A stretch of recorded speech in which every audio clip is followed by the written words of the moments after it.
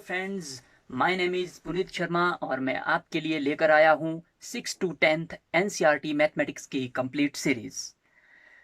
बने रहिए मेरे चैनल के साथ और अगर आपको वीडियो अच्छी लगे तो इसे लाइक करें, शेयर करें, कमेंट करें और चैनल को सब्सक्राइब करना ना भूलिएगा। Without taking so much time, let's start the video. Hello students, welcome back. Our today's topic is Class 8 Mathematics Unit 8 Compound Interest।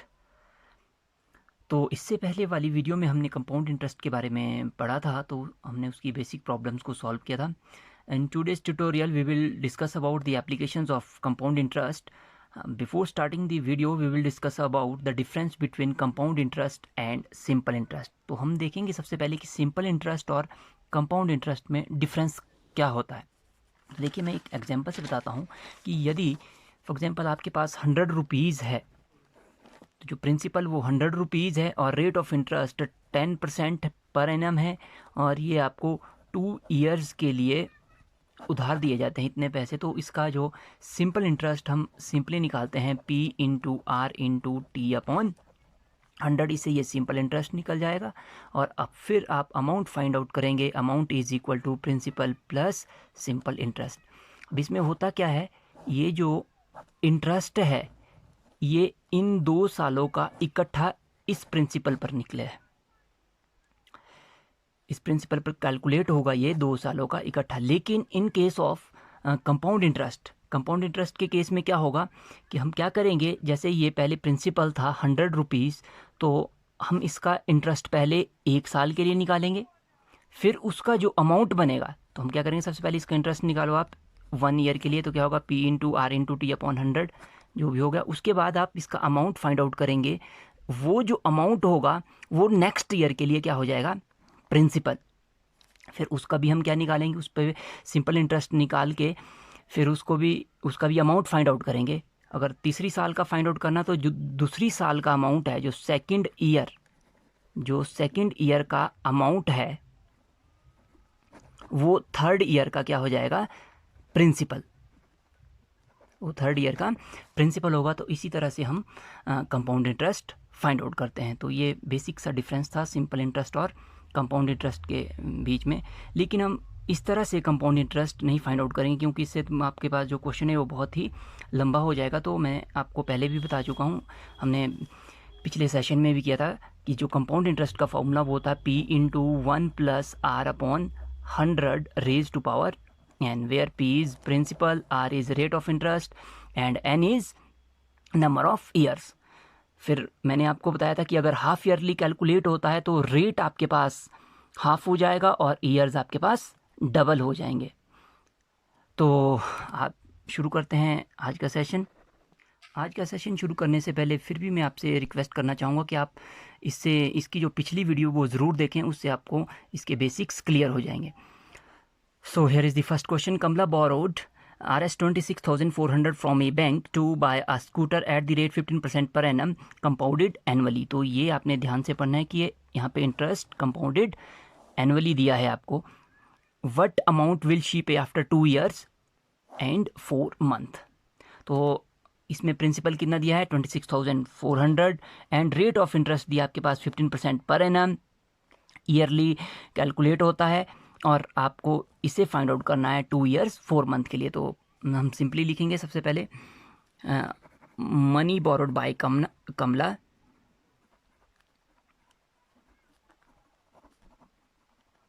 तो वो होगा आपके पास प्रिंसिपल दैट इज 26,400, ये इतने रुपीज़ हो गए। इसके बाद है आपके पास रेट ऑफ इंटरेस्ट दिया है आपके पास 15% per annum and time period is 2 years 4 month। 2 years 4 month को हम ईयर्स में ही चेंज करेंगे, तो ये क्या हो जाएगा 2 एज इट इज़। 4 ईयर्स को मंथ में चेंज करेंगे तो 4 अपॉन 12। तो ये देखो 4 1 ज़ा 4, 4 3 ज़ा 12, तो ये बन जाएंगे आपके पास 2 and 1/3 ईयर्स, 2 मिक्सड 1/3 ईयर्स। ये टाइम पीरियड हो गया इसका। Now amount is calculated as P into 1 plus R upon 100 raise to power n। Rate as it is रहेगा क्योंकि यहाँ पे जो इंटरेस्ट है इट इज़ कंपाउंडेड एनुअली। अब देखिए आप इसमें ईयर्स जो है, जो टाइम पीरियड है वो मिक्स फ्रैक्शन में दिया है, तो उसके लिए मैंने आपको फॉर्मूला बताया था कि हम क्या करेंगे, p into 1+r/100 into 1+RT/100। तो इसमें हम वैल्यूज़ पुट करेंगे तो ये क्या हो जाएगा, 26,400 into 1+ rate of interest is 15/100 raise to power n। तो इसमें ये n होगा, ये 2 ईयर्स जो है ये n है, जो ये 1/3 ये t होगा। n की जगह हम 2 पुट करेंगे, 1+ रेट फिर से आपके पास 15 इंटू टाइम पीरियड इज़ 1/3 1/3 और साथ में आपके पास दिया है इसमें 100। अब आप इसको कैलकुलेट करोगे, इसमें 26,400 एज इट इज़, इसको सॉल्व करेंगे आप, देखिए ये बन जाएगा 100 1 ज़ा 100, 100 + 15 115/100 रेज टू पावर 2। इसको आप कट करिए, 3 5 ज़ा 15। अब देखिए ये भी कितना बन गया, 100 1 ज़ा 100 और ये 5 है तो 100 + 5 ये भी हो जाएगा आपके पास 105/100। इसको सॉल्व करेंगे, 26,400 इंटू 115/100 2 टाइम है, मल्टीप्लाई बाय 105/100। तो इसको कैलकुलेट करके आप अमाउंट फाइंड आउट कर सकते हैं। इसमें भी देखिए आप यहाँ पे 0 0 कैंसिल हो जाएंगे और इसको आप जब कैलकुलेट करोगे तो ये आपके पास आएगा 36,659.7 रुपीज़, ये इसका अमाउंट होगा। तो ये अमाउंट पे करना पड़ेगा कमला को आफ्टर 2 ईयर्स, 2 ईयर्स 4 मंथ्स। अगर आपको इसको कट करने में प्रॉब्लम आती है तो भी देख लीजिए, तो इसमें भी कुछ नहीं है, बहुत सिंपल सा होता है ये भी। देखिए ये 5 से कट हो जाएगा, 25 ज़ा 100 एंड 21 5 ज़ा 105। फिर से देखिए यहाँ पे 20 है, यहाँ पे 115 है, तो 23 5 ज़ा 115, 5 4 ज़ा 20 हो जाएगा। फिर 4 के टेबल से देखिए 4 कट जाएगा, 4 6 ज़ा 24, फिर 2 बच गया, 24 4 6 से 24 यहाँ पे 66 हो गया। फिर इसके बाद 2 से देखिए 2 33 ज़ा 66, 2 50 ज़ा 100। फिर ये भी 5 से कैंसिल हो जाएगा, 5 10 ज़ा 50, 5 23 ज़ा 115। तो इस तरह से ये आपके पास बच जाएंगे 33 इंटू 23 इंटू 23 इंटू 21/10। तो इसको मल्टीप्लाई करेंगे तो ये 366,597/10 आएगा और इसको हम डेसिमल में चेंज करेंगे तो ये इस तरह से इसका अमाउंट आ जाएगा। तो अब देखते हैं नेक्स्ट सम। इसमें दिया है Febina borrows RS 12,500 eight the rate 12% per annum for 3 years at simple interest, and Radha borrows same amount for same time at 10% per year compounded annually. Who paid more interest? तो इसमें 2 case है, एक फेबिना का है और दूसरा आपके पास राधा का। दोनों सेम अमाउंट बोरो करते हैं, एक सिंपल इंटरेस्ट पे और दूसरा कंपाउंड इंटरेस्ट पे। तो हमें फाइंड आउट करना है किसको ज़्यादा अमाउंट पे करना पड़ेगा। तो देखिए पहले हम राधा के केस में करेंगे, इन केस ऑफ राधा, और दूसरा होगा आपके पास यहाँ पे मैं कर रहा हूँ फेबिना का।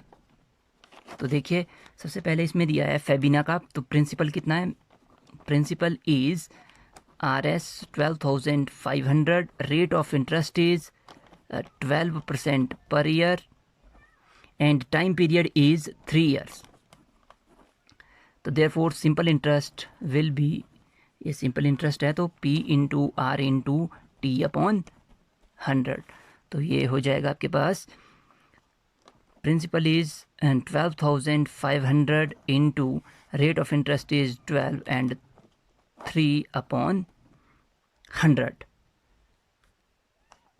0 0 कैंसल। अब इसको मल्टीप्लाई करेंगे, 12 3 ज़ा 36, 36 एंड 125, ये हो जाएगा आपके पास 4,500 रुपीज़। ये इसका सिंपल इंटरेस्ट हो जाएगा। अब in case of Radha principal same है आपके पास, RS 12,500 rupees, rate of interest 10% दिया है, 10% per year, and time period is 3 years, and interest is compounded annually दिया है, तो ये ऐसा ही रहेगा। तो अमाउंट क्या हो जाएगा आपके पास, P into 1 plus R upon 100 raise to power n, here P is 12,500 into 1 plus rate is 10 upon 100 raise to power n is 3। तो इसको सॉल्व करेंगे हम, 0 0 कैंसल, तो ये हो जाएगा आपके पास 12,500 इंटू, अब देखिए 10 1 ज़ा 10, 10 प्लस 1 11, तो ये होगा आपके पास 11 upon 10 multiply by 11 upon 10 multiply by 11 upon 10, 0 0 and 0 0 cancel, तो ये हो जाएगा। अब इसको आप सॉल्व करोगे तो ये हो जाएगा 16,637.5, ये इसका अमाउंट हो गया। तो हमें इसका कंपाउंड इंटरेस्ट निकालना है, तो जो कंपाउंड इंटरेस्ट निकलेगा वो आपके पास अमाउंट माइनस प्रिंसिपल, यहाँ पे अमाउंट था आपके पास 16,637.5, इसको माइनस करना है, प्रिंसिपल था 12,500 से, तो ये हो जाएगा आपके पास 4137.5। तो देखिए किसने ज़्यादा इंटरेस्ट दिया है, हम देख सकते हैं फेबिना के केस में जो इंटरेस्ट आया था सिंपल इंटरेस्ट वो था 4,500, और जो राधा के केस में इंटरेस्ट आया है 4,137.5। तो फेबिना ने ज़्यादा इंटरेस्ट दिया है। अगर आपसे पूछा जाए कि कितना ज़्यादा दिया है तो आपको इन दोनों को क्या करना पड़ेगा, minus. Now let's see the next question. In the next sum, इसमें आपको दिया है कि I borrowed RS 12,000 from Jamshed at the rate 6% per annum at simple interest for 2 years. Had I borrowed this sum at 6% per annum compound interest, what extra amount I have to pay. कि यदि 12,000 रुपये मैं उधार लेता हूँ जमशेद से simple interest पे 2 साल के लिए, तो वो, और दूसरा बताया उसने इसी अमाउंट को मैं उधार लेता हूँ कंपाउंड इंटरेस्ट पे, तो कितना अमाउंट मुझे ज़्यादा देना पड़ेगा कंपाउंड इंटरेस्ट के केस में। तो हम क्या करेंगे, इसका सिंपल इंटरेस्ट भी फाइंड आउट करेंगे और कंपाउंड इंटरेस्ट भी फाइंड आउट करेंगे, फिर देखेंगे कंपाउंड इंटरेस्ट सिंपल इंटरेस्ट से कितना ज़्यादा है। तो सिंपल इंटरेस्ट फाइंड आउट करने के लिए देखिए हमने लिखा, प्रिंसिपल लिया है 12,000, रेट है 6% पर ईयर, टाइम दिया है 2 years, तो सिंपल इंटरेस्ट होगा P into R into T upon 100। तो वैल्यूज़ पुट करेंगे, प्रिंसिपल इसमें है 12,000 and rate of interest is 6% per year, time is 2 year upon 100।